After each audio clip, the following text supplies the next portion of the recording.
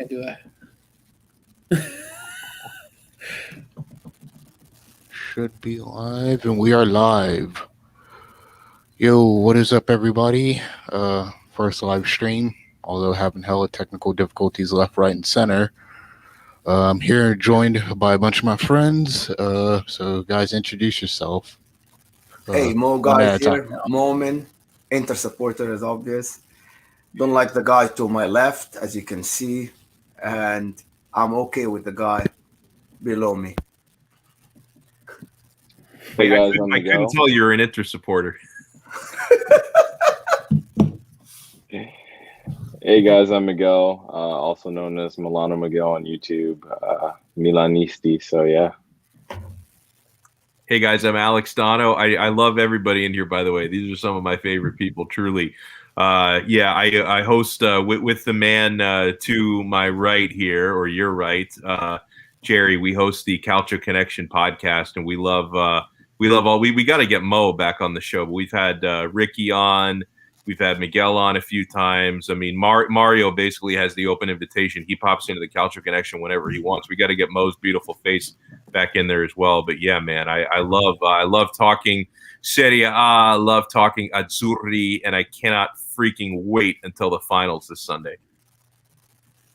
Am I supposed to introduce myself? Do it. We all know you, but fine. No.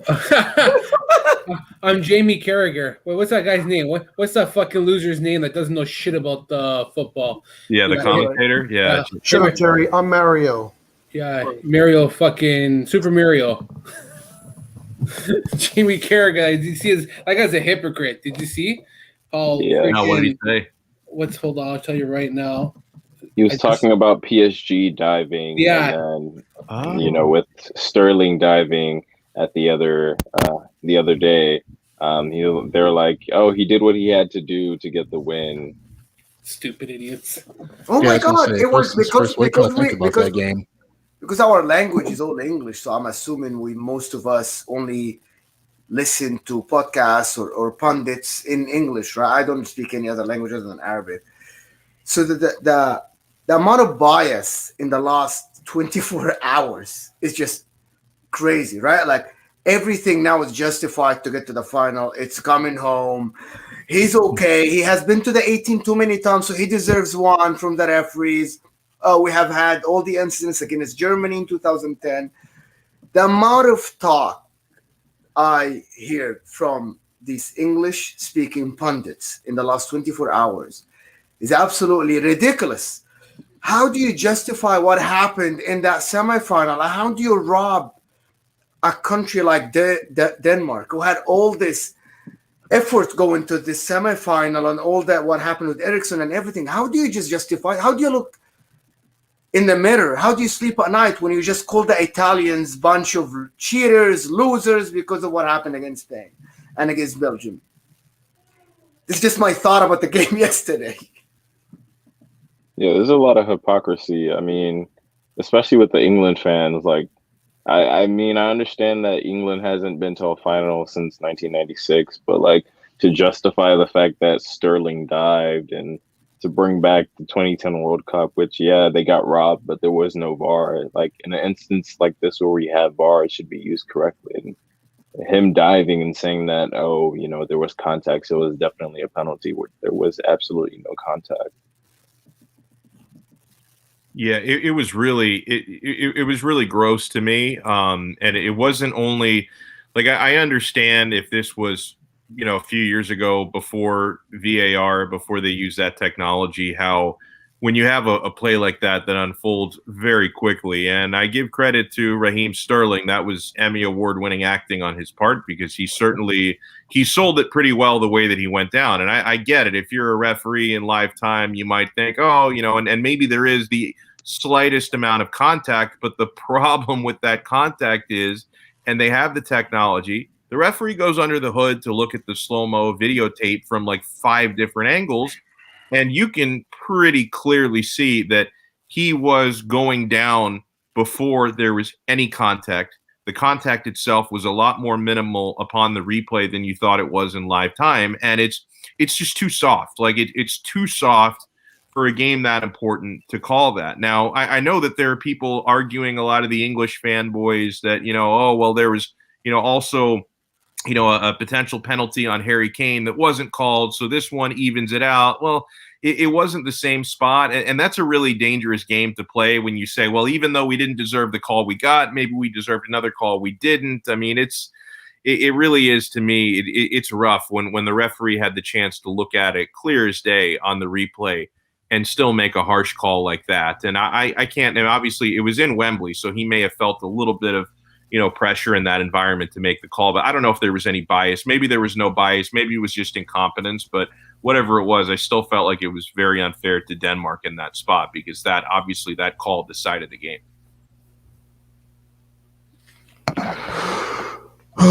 Yeah, especially with the laser pointing thing. And now I swear I saw something earlier. I forgot about that. UEFA was going to look into it, which I don't know. But who do you guys have for Sunday? Biases aside. Italy. Italy? What do you think the score will be? 2-0. You guys? I'm going the official prediction that I made on the pod with Jerry and our guests yesterday, and I'm going to stand by it because I want to be consistent. I don't want to make one prediction on one show and another prediction on another show. I'm going with Italy, but I'm going with the drama of extra time. I'm not going to have it getting all the way to the PKs. Although I think I've got some faith in Italy if it does get to PKs, because having a guy like Donnarumma in net it makes you feel pretty good. But I don't want to get that far. But I've got it 1-1 in regulation, and then I actually predicted a Domenico Berardi game-winning goal in extra time, because I like what I saw from him. Because I'm assuming he's going to come off the bench again for this game that Chiesa is going to start. So at some point, Berardi's going to come off the bench, and he looked really good in the late stages of the semifinal with his fresh legs. He had a couple of good scoring chances. One of them where he was offside clearly, but he had a really nice finish to put the ball in the back of the net. And I could see him with fresh legs being a guy who could break the game in extra time. To me, I think the fans and the pressure is going to play a lot of. It's going to be big in this game. The fans having 60-something thousand in the stadium might give the English players a step more. And I have to just say it as is. England this time they have a chance because they play the two defensive midfielders, Declan Rice and Phillips, which never happened. And someone said it before, and I said it before the Euros. When you play a team that has just two defensive midfielders that just are there to break the play, it's very hard to break down. I know that our strength is from the side, but Kyle Walker has been on top of his game. And Insigne is good, but Kyle Walker has been, I think, in my opinion, the best defender in the whole tournament, and his side is just locked. If our midfield can control the game and push more of the English players to their 18, we might have a chance. But otherwise, I think it's a 50-50, and I'll get with Alex Donna that it might go to extra time, because it's going to be a very close game with very limited chances for both teams. And I can't say who's going to win. Of course, I hope Italy will win, because otherwise I'll have to bury myself somewhere for like 2-3 months. But because I'm not going to get enough from the English fans that I know that, it came home. So, but anyway, this is what I think. Extra time, whoever is going to use their chances, this is what's going to happen if they're going to win.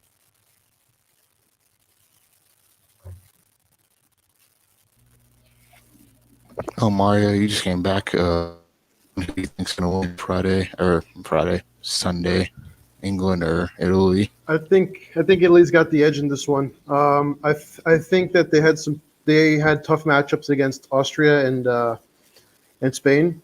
I think those were really difficult, a lot more difficult than expected, especially with Austria, because they're actually a really good team. They defended, they were compact, and Italy was able to beat them at the end. But it's one of those game flow kind of things where it just got stuck in translation. Mancini His subs have been questionable at times, but sometimes they've worked. Spain was a tough game because Spain plays a certain way, and you have to cater to that.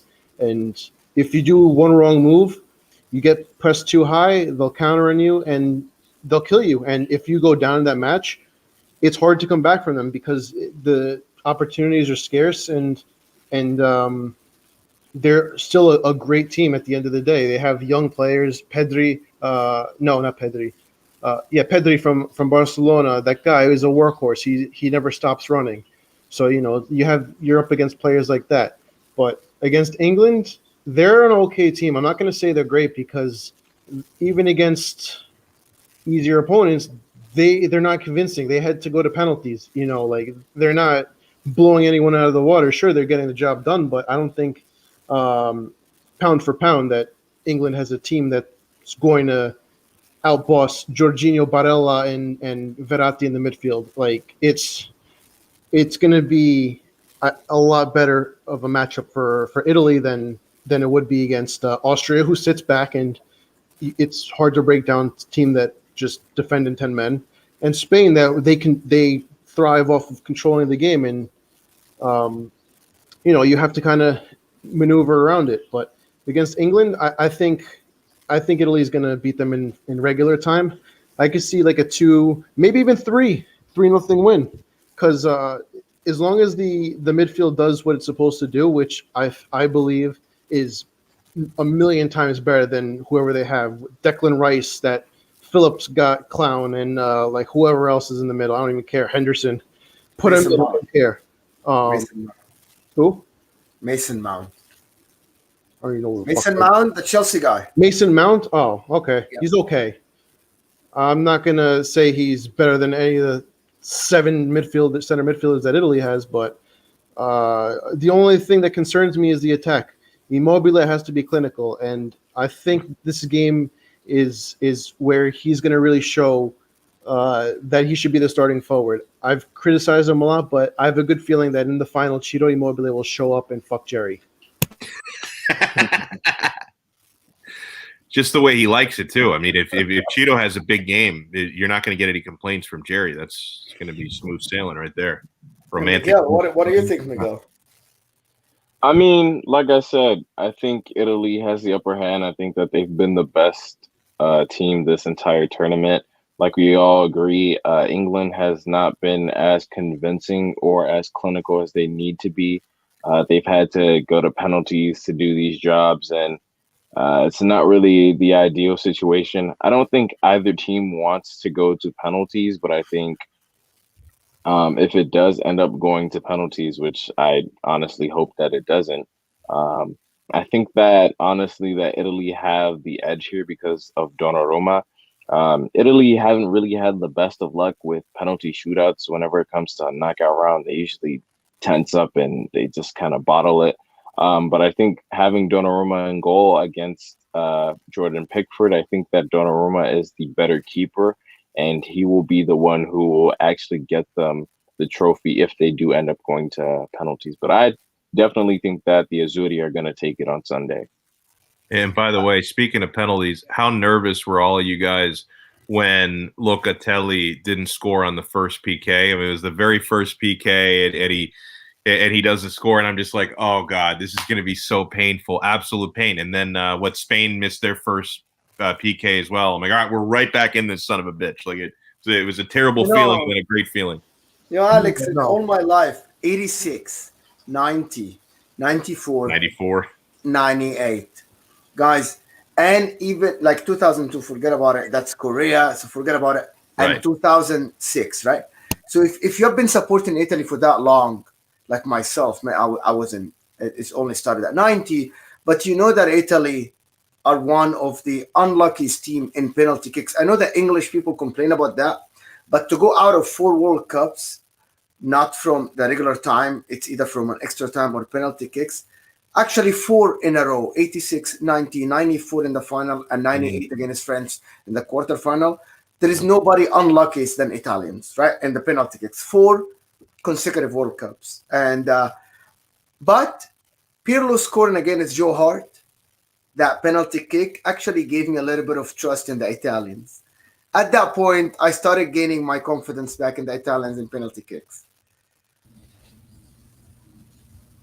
What do you guys think about penalty kicks? If it reaches penalty kicks, who wins? Let me go so I can cook this chicken real quick. I'm confident in Italy's penalty kicks. Spain, I was not worried. When I watched them against Switzerland, I was like, these guys have nothing. If you go 120 minutes and then you go and shoot penalties like that, and then you go again another 120 minutes, and then you have to go against Italy, I'm confident. Because, you know, when I watched Italy penalties against Spain, sure, Locatelli misses. All right, not too bad. But I was still thinking, like, someone off Spain's going to fuck it up. And luckily, thankfully, it was Morata of all people, because, you know, that's always a good sign when the Juve player misses. But, you know, like, you watch the confidence in the players. Chiellini took that coin toss like a freaking champion. You know, like, from there on, I was like, all right, these guys, they're not fucking around. They're serious. You know, like, they're gonna win. They have that confidence. They're gonna step up to the penalties, and they're not gonna fuck this up. But Spain, I was like, these guys, they're mental midgets right now. England, you go against them in penalties, they're also another bunch of mental midgets. They really aren't. They're not a bunch of champions where, you know, I'm like, all right, you know, this guy's cool as a cucumber. He's gonna go and chip the goalie. No, none of that. I don't even give a shit. Italy's got that in the bag if they go to penalties. I don't count my luck on Pickford saving a penalty at all. Yeah, I agree with that. I don't think he'll do it. For me, I'm thinking Italy will win, and it'll mostly come down to basically the midfield, like Declan Rice and Phillips. I was gonna say Calvin Phillips, but that's the striker. Phillips in the midfield. I think they'll get overran by Barella, Locatelli, Verratti, whoever is in the midfield. That's more or less where I think it'll be won. You know, this is the only line. Actually, the Italians are better on paper. It's the only line. Who's been you guys' standout player of the tournament so far for the Azzurri? Well, I mean, Spinazzola. yeah, but I was going to say, but before his injury, Spinazzola, I think, was the best player on the team over the last couple games. I can't really say anybody other than Federico Chiesa. I think he's been a spark plug. Like he's really been world class, and I think he's going to have to play a big part in winning this final. Yeah, he's stepped up massively, and we've also seen it too earlier in the season with Juventus, especially in the Champions League against Porto. He stepped up. He's like one player I've noticed who stepped up. Anyone from the English side you're like looking out for, you're just like, eh. Sterling. That's the only person I worry about on the team. Speed, yeah. His speed it's hard to stop a player like that. And then when he's going to dive in the box every time, you know, eventually you're going to get one, you know? So, or maybe you throw a couple balls in the field. You never know. Oh, yeah. I was saying. Laser pointers, yeah. Laser pointers. Yeah, I was saying since UEFA had come out, so they're going to be looking about that. A Dutch guy ruined the semifinal, Danny McKinley, who we all know from the Inter Sevilla game a couple of seasons ago. And I hate this guy. I hate actually the Dutch attitude in reffing. The Dutch and the Germans, they're just showing you that, no, we know better than you. And I don't like that. No, you fuck up like everybody else. You're not better than everybody else. You actually have a lot of history in fucking up games. But UEFA just decided that they're going to give the final to another Dutch. That, you know, the guy's Bjorn Kuipers, the guy. Is a gray hair. So a Dutch ruins the semifinal. What does UEFA do? Whoa, we'll give it to another Dutch to put even more pressure on the guy. So what do you guys think about this decision? I think it's pretty much in line with the way UEFA handles things. Unfortunately, it's an organization that I have zero faith in whatsoever. There's no accountability or transparency, you know, and obviously we can have conversations for hours about the whole Super League dispute, and I don't think either side was a good guy there, but I think the fact that people were actually siding with UEFA, I thought was pretty ridiculous, because it's almost like they do things like this with some of these referee appointments and these decisions that they make, it's like they don't even care if they're making the wrong choice. It's like, we have power, we can do whatever you want, and you think we should do things a certain way. No, we're going to do it however we want to do it. It's always been like that with UEFA. Jerry, you've been so quiet. You would think with an Italian guy running it, like there'd be a little bit of favoritism towards, like Italy. Yeah, that's a good point. You would think so. But he seems to But like I everyone else. By the way, having a Dutch guy in the final, it's not favoring anybody. It's just a fucked up decision. That's what I think. Like, it's not favoring the British, the English, or the Italians. It's just a bad decision. You know, like, you're getting the wrong teacher for this class, so it's not going to benefit anybody. I don't know. Yeah, I have a feeling this one, VAR, there'll be a lot of pressure on the ref and the VAR team, especially given the fact what's happened in the semifinal. So I have a feeling they'll be closely watching this. But just to shift a bit away from the Euros, who do you guys have for Copa America? Oh man, I think the Brazil's the more talented side, and Argentina have a history of choking in big spots. So I think that's the way I've got to go. What do you think? Brazil haven't. They've looked good like the first two games, but other than that, they've looked pretty not average, but just not up to like the top standard they're usually at. And honestly, I feel if you keep like Neymar quiet and you keep the midfield battle, the midfield for that will be interesting because you got DePaul, who's now on his way to Atletico, Lo Celso going against Lucas Paqueta. I forgot who else they have in their midfield. Neymar, Messi, Lautaro. Mary, is that your imported girlfriend? But, yeah. It's my fiance, son. I feel bad for her. I feel bad for her. She said yes to you? Holy fuck, man. She said maybe. She said maybe. Oh, she said maybe. It shouldn't even be maybe. You have to pay Maybe her is a yes. probably to be with her. She said once your hairline starts receding like Jerry, I can't be with you no more.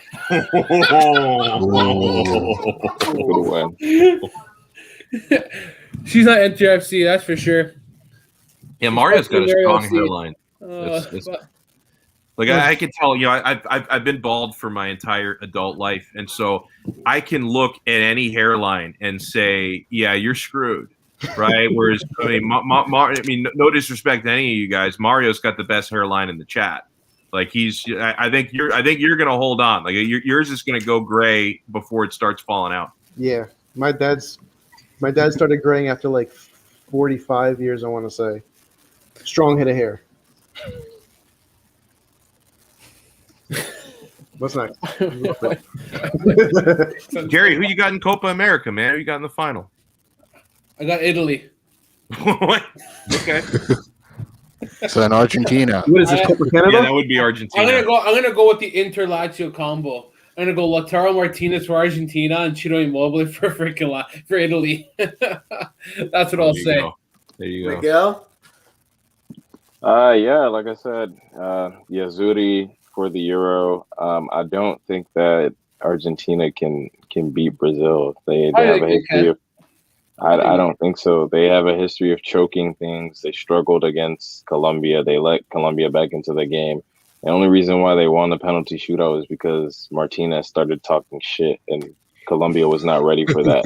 If it was not that, they probably would have lost that penalty shootout. It works, man. Yeah, but I just don't see them containing Brazil like that. And I think that Neymar wants to get the better of Messi because, think about it. Neymar, when he was at Barca, was always in Messi's shadow. That's kind of why he went to PSG. And he kind of wants to do something big for his nation. After crashing out early in the 2014 World Cup at Brazil, they need to prove themselves. And I think this is the perfect stage for them to prove themselves by beating Argentina. I don't know. I don't agree. From what I saw from Argentina, they are a much better defensive team this time around compared to the recent tournaments.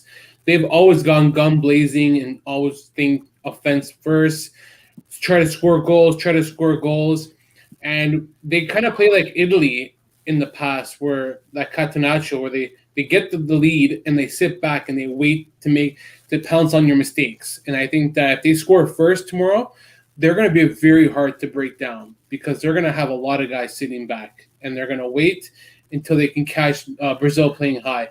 I was going to say, mind you, who they also have on the bench, Papa Gomez, Kun Aguero, Correa. They still have a lot of options off the bench, too. No, they don't. No, Correa's not even a factor, man. I've watched him play every game. Well, they don't use him right. I've noticed it. It's so bad. He played in the group stage. I saw 2 or 3 games. The ball's been really good. Yeah, the ball has been good. You're right. Absolutely, but Argentina doesn't get enough respect for this tournament because they've done more than they had to, and I think Messi's going to come ready for this finals. And the most important thing, he's not playing in front of fans. Yeah. I know fans are important, and you want that excitement. Absolutely, there is no pressure on Messi during this tournament. Absolutely none.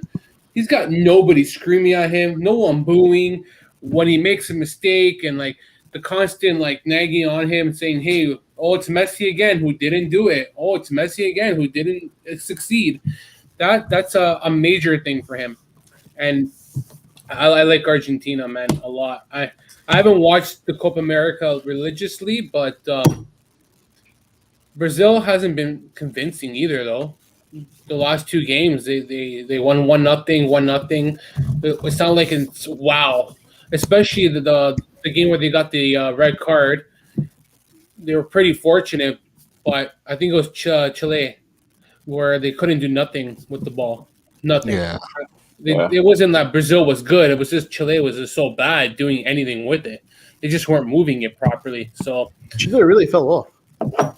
They're not the same team. They haven't brought up any young players that have any kind of promise. It's all the same generation. Yeah, the old guard. Generation. It's Alexis Sanchez, Vidal, Medel. They're still trying to bank off of what the fuck's that guy's name? Vargas, Emilio Vargas. Yeah. You know, they're washed up. They're riding it out as long as they can in the next generation. I mean, I haven't seen anything yet from them. I mean, there is no next generation from South America. Everybody in the world moved, but they haven't.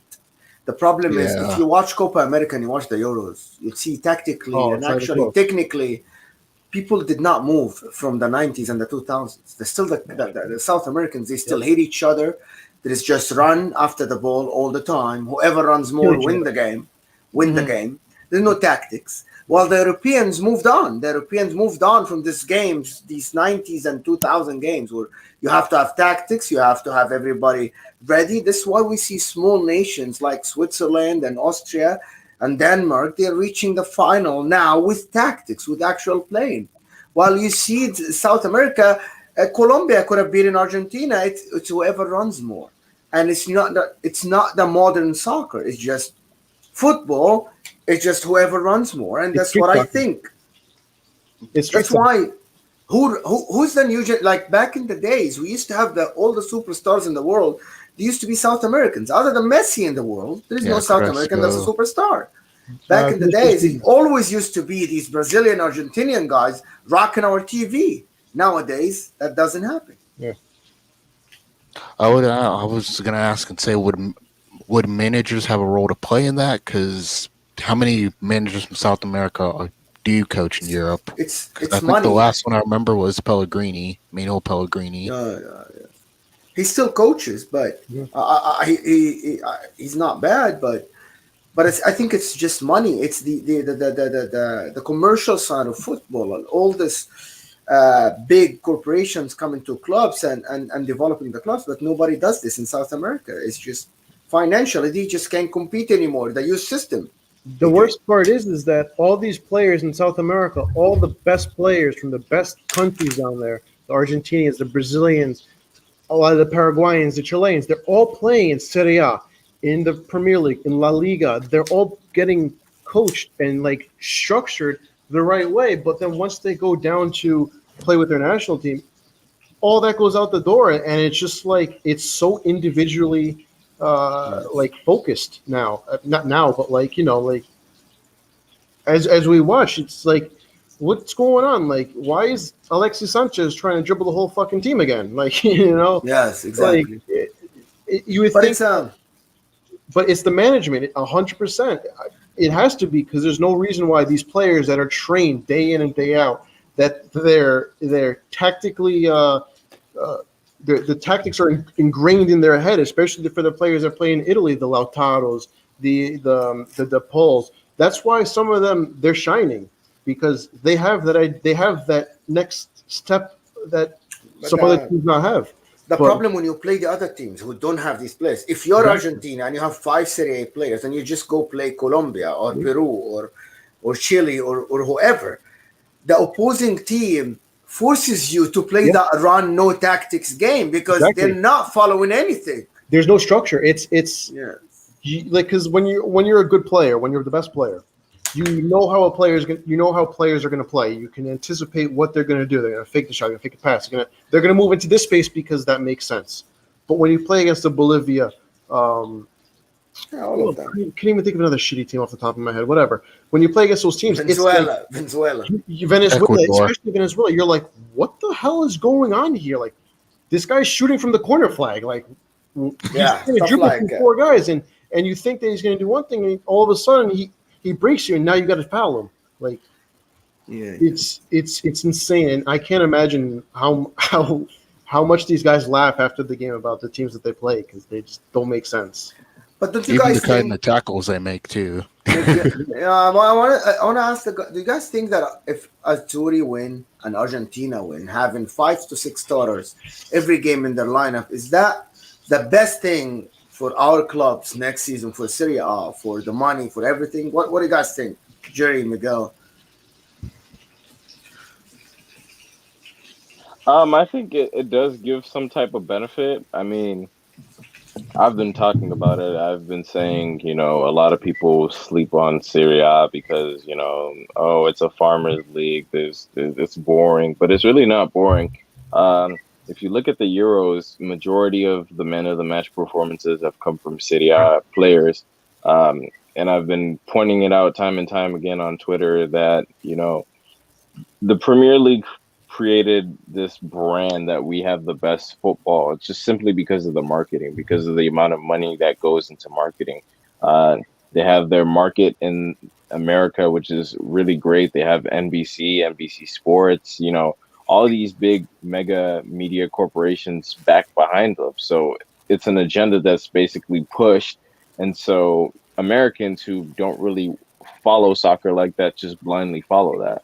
Americans don't really know, oh, there's an Italian league, there's a German league, there's a Dutch league, a French league, with this, and this happens. They just hear about, oh, the World Cup. Okay, cool. Gold Cup, CONCACAF, cool. Euros, cool. And then, Olympics time, that's really all they follow. So I think that now that Serie A players are starting to get, in the light, and they're doing all these great things on the pitch and getting these man of the match performances, I think people are going to start to look into Serie A and be like, hey,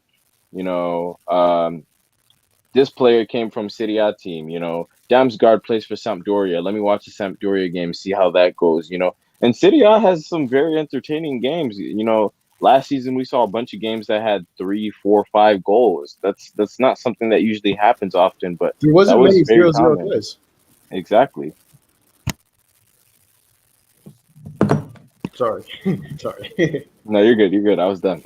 I'm No, just worried, will any players be fatigued for a next lot season? of these players also, like Miguel was saying, they come from Italy. Damsgaard, Sampdoria. But then you look at Bruno Fernandes, played his whole career in Italy until he went to Manchester United. No, he went to Benfica first. Sporting. Sporting, yeah. Yeah. So you look at all these players, it's like, where do they come from? Okay, why are they so good now? It only makes sense because they had the talent, but in Italy, you have to play a certain way. It's obvious. English, you can get away with a lot of things that you can't get away with in Italy because tactically it's night and day. Like all these players from the Premier League, Smalling, Lukaku, all this Young, all these players, they come and they're like, wow, I learned how to play soccer when I came to Inter, when I came to Rome. It's ridiculous. And just to piggyback off before, like we look at the media, it's crazy. Like I have a freaking headache just looking at it because I was watching the Sterling game on ESPN, and the guy that does all the big games, all the World Cup games, the finals, all that. I forget his name. He does every game. And you know that English guy. Ian Dark. Ian Drake. You talking about Ian Drake? I don't know. I don't know. Ian Drake is not. John Champion. John Champion, I think. Yeah. John Champion. They're talking like, oh, any team in this position to be wasting time exactly like England's doing. It's okay, it's whatever, it's fine. But then when you watch Italy play and the guy Immobile, oh, it's a disgrace. He's rolling on the floor. Look at. But he's English. I get that. If you hear the Italian commentator, I know, but then to go off of that, it's like these are the only guys that they listen to. A lot of people that don't are the casual soccer fans. They speak English. They speak English. They have the accent. Yes. They play the part. What they say is basically the gospel to the common fan. And I'm listening. I'm like, this is a bunch of bullshit because. If you're going to say Italy's cheaters, you have to say England's cheaters because they're doing the same fucking thing. So then you go on. Well, actually, I have to like their wasting of time was actually brilliant. There's a difference between and I'm not just saying Spain or Belgium is the same as Denmark, but to waste time having the ball is the best thing in football. This is the ultimate goal for any coach in the world. To be winning and have the ball to waste time, which is what they did against Denmark for the last 10 minutes, right? Yeah. But the Italians, we sat back, and everybody was expecting the English to sit back, but they didn't. They have the ball, and that's what I'm telling you. This time is different. They have better players. Their coach is doing something different than just putting the superstars. He's putting Saka yesterday instead of Sancho, Grealish. That means he is into something, and instead of just well, I'm going to put the freaking big names, no matter how good they are or no matter how fit they are for the plan. So it's different this time. I mean, I think that's a little bit different because the management, I mean, England has okay players. I'm not going to say they're bad because obviously they're winning games. They're doing their job. But, like, my problem is the media, how they portray everything that the double standard of it, like, so like Italy scores the most goals in the world. It's a boring league. They don't score goals. That's how they say. The Athletic, they said Italy wasted and cheated 12 minutes against Spain or Austria, whoever it was. Belgium. It was against Belgium. I'm sorry. And you're okay. I'm here. It's fine. And you're not gonna tell me like. England, then they're going to come around and say England played an excellent game. They did everything right, but they won in penalties or whatever the hell it was, like they barely beat Denmark. It's like, come on. If they're this great team that's doing all the right things, why do they need to dive to get a penalty? The ref needs to miss the 2 balls on the field. They can't score. To be honest, let me ask if everybody watched that game. Who deserves to win? England deserves to win, but not like that. Okay, that's robbing the Danish. That's robbing the Danish. Go ahead. That's true. England did play well. Like, they did. Not wrong. They did play well. They played well. They played very well, but I think as the game progressed into extra time, if I recall that England still had subs going into the extra time, and Denmark used all their subs right away, and that kind of like didn't benefit them as well. They think they had like 1 sub in the last 30 minutes. Should have gone to penalties, yes, we can say that, but at the end of the day, if we're on the opposite end, that was Italy, what we'd be saying, oh yay, who cares? Best team won. Like I hate it. I just don't like the way they won because they mocked Immobile for what he did, and they said that the goal shouldn't have counted. And then Sterling does the same shit, Superman dive, and they like, but Sterling it's okay, but if Immobile does it, it's bad. That's why I don't like, man. That's my point. That's what I don't like. I don't care I might be doing a really bad point job, like making that point. But what the fuck is that, man? That point. So what the fuck is that, man? Not because I'm an Immobile fan, but like you can't jump on the guy and then all of a sudden you're like, oh, but it's okay By the for way, us. No, it doesn't Jerry, work like that, man. Jerry, what Immobile did happens daily in football. In It the does. lower league, Absolutely. in the lower leagues, I do it. My friends do it. I do My it all the time. opponents do it. My opponents, they do that, right? Everybody does this. So it's what he did is just it's what happens every day. By the way, It's using your head.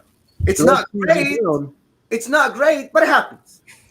is being a soccer player. Yes, Like Sterling, he's being a soccer player. I get it. Fine. it's not his fault. By the way, Wins it's by not any his means fault. necessary. No, It's not his fault. You're trying it's to the win. You're freaking trying to win. officiating team's fault. It's the But- officiating team's fault. Yeah, but at the same time, don't glorify it. No, don't. Yes, but You're glorifying it.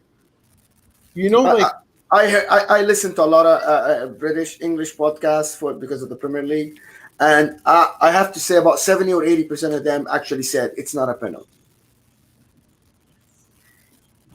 Miguel, Yeah. what are you're so quiet, man? No, see, Mario's point is, obviously we all know that wasn't a penalty, but then you have people like who are pundits that, are on ESPN that people listen to and they think that they're experts because they're on ESPN and they take their word for it. So for a guy like Jamie Carragher, who's actually played soccer professionally and is retired, and for him to say, oh, Sterling did what he had to do to get the win for England so that they can go to the final, when it was the other way around for PSG in the Champions League, he criticized them.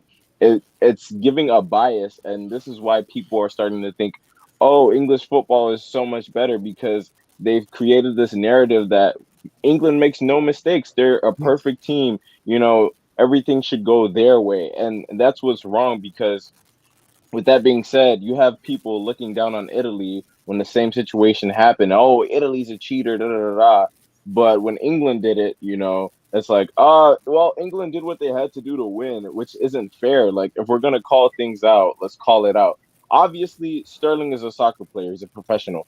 There are professionals who dive, that happens. But in the world where we have VAR, and yes, this is completely on the officiating. In a world where we have VAR, this shouldn't happen, especially in a semifinal game. That's just unacceptable. Did England deserve to win? 100%. They had 20 shots compared to Denmark's 4 or 6. They were the better team because Denmark were gassed. They played extra time in their last game. They had no subs. It makes sense. But the manner in which they won and how it's being glorified is what's the problem. thank you. Absolutely, agree. That's my point. In layman's terms, not like an idiot like me. Yeah. I want to wrap this up real quick. So I was going to say, who do you guys have for player of the tournaments for both Copa America and the Euros? Ciro Immobile. Just leave the chat. Leave me the fuck alone. I'd go with Federico Chiesa for Italy as player of the tournament. No way, man. Jorginho. Jorginho. It's gonna be Jorginho. Yeah, it's gonna be Jorginho. Played every game, man. Every minute. Pulls the strings. He's played every minute. It's gonna be It's between not- Jorginho and Sterling, by the way. It's gonna be between Jorginho and Yeah. Sterling. Yes. Sterling is excellent. Yeah. Anybody I says can Harry agree. Kane, they can tell them to go fuck off with Immobile, man. They Killing can me. both fuck off, man, because they both fucking disappointed in certain games. I love how everybody says Kane's amazing now. Where was he in the group stage? I'll give him props that he showed up when he had to. He was just warming up. Group stage. Where's he been every game? He's warming up. He's been better in the knockout rounds. You can't see he was. I as a Yes, hater, against Ukraine. Yes. Okay, against Ukraine. Yes, against You Ukraine. can't tell me you can't tell me that this guy scored against Germany. I know he did nothing for 86 minutes. I agree. But here's the thing, man. When he needs to get a goal in big games, he showed up. I love and Harry scored. Kane, man. I give him that, man. I like That's- Harry Kane. and I'm a that's what- fan. Don't get me right. Harry Kane is one of the best forwards in the world right Yes, now. he is. He's one of the Harry! best. He has not played like one of the best forwards in the world. Yes, he hasn't. But like Never Ciro got to Immobile. Poland is Ciro better. Immobile is not one of the best, and he hasn't played like one of the best. He's Yeah. not one of the best, and he hasn't played like one of the best. Who do you have for player of the tournament for Copa America?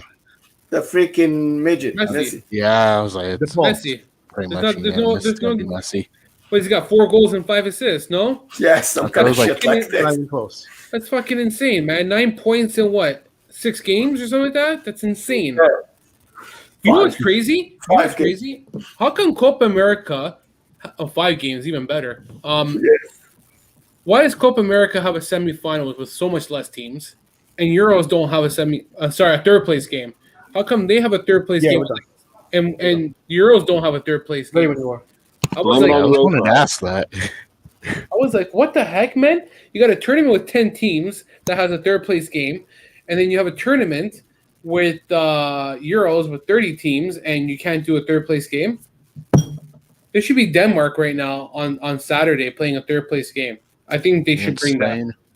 I think they should bring a Denmark's third place. Yeah, that would be interesting. But I don't know. we'll wrap it up here. You guys want to plug your channels, social medias? Go ahead, Miguel. Mo. Yeah, Twitter's down there, Miguel HA29. Subscribe to my YouTube channel, Milano Miguel. That's all I have for you.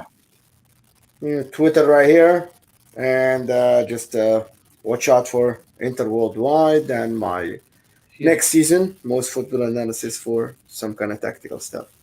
Mo's got his Inter store opening up behind him. He's Yes, beginning. there's more coming, more coming. Yeah, over here. You see it right here. Yeah, right there. That's where you can find me, J Mancini 8.